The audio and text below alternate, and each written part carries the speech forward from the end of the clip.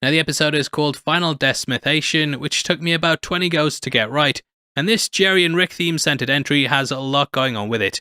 Obviously, the title refers to the Final Destination film franchise, in which characters that cheated death were slowly taken out by it one by one.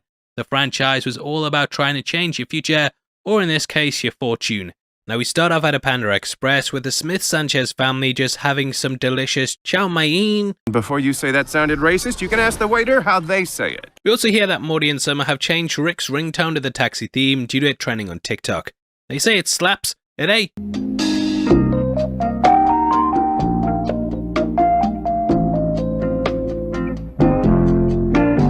It does, and this is actually used as the music that goes over the credits at the end, as well as the shootout scene in the Panda Express. At this point we watch Rick use Dr. Octopus arms, which shoot out of his back. Rather than using chopsticks though, he just ends up using 2 forks, showing how he doesn't really care about the culture. Now at this point, they get given some fortune cookies, which we later learn are actually made from alien poop. The Fortune 500 company actually use a creature who has the power to turn entropy into fate. It takes chaos from the universe and digests it, pulling in the unknown towards the known. The end results of this lead to the fortunes inside the cookies being guaranteed, and because of this, there's no escaping them. However, this then leads into the ultimate family time for Jerry, which is of course sex with his mother. Jerry's mum first appeared in Anatomy Park all the way back in season 1, and in this episode we see more of her than I'd like to. After several scientific tests, Rick discovers that there's a high probability that this is a reality in which he'll have sex with her. We get a literal dick in a box test, and Rick carries these out with a device that looks like a PKA meter. These were used in Ghostbusters, and the way the 2 rods pop out makes me think that the design was based on that. I got lots of vibes at the end of Breaking Bad with a ship blasting away inside the restaurant, similar to how Walt's car did when he went to rescue Jesse. The restaurant is of course also a meth front, similar to how Gustavo Fring was running one with Los Pollos Hermanos. Eye of Thundera, give me suits beyond suits! Now this is a callback to Thundercats, in which the Eye of Thundera used to give sight beyond sight. The Eye of Thundera, a Thundercat's in danger.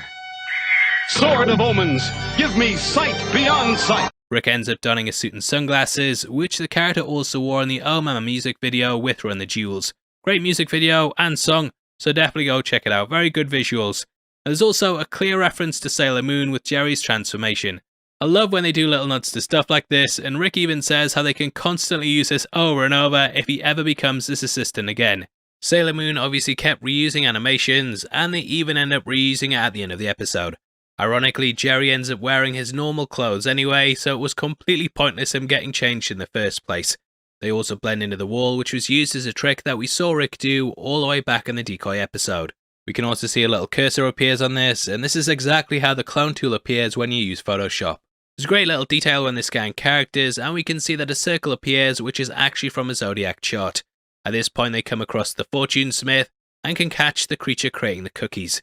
I feel like the former is based on the guy from Waterworld, who is forced down into the oil in the tanker in order to keep an eye on things.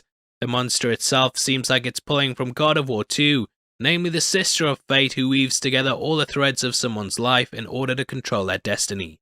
Rick also finds several fortune cookies with random effects, and he fires them into people's mouths. One transforms into the Red Ranger T-Rex that you'll probably recognise from the Power Rangers if you are a 90s baby. The CEO ends up eating lots of random cookies after her fortune comes true, and this transforms her into a gigantic Resident Evil style monster.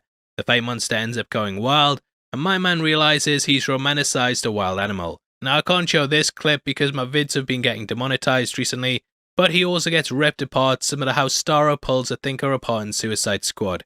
The beast eats the CEO, and a void is created which leads to some hilarious stuff with Jerry and his mother just missing out.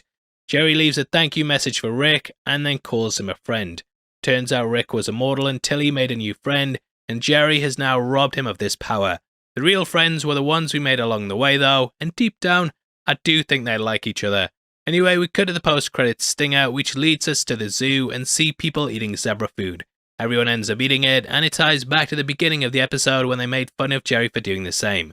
This warning makes Morty super confused over what to do, and he realizes that it's a human zoo. Anyway, that ends the episode, and this was another one that I really enjoyed.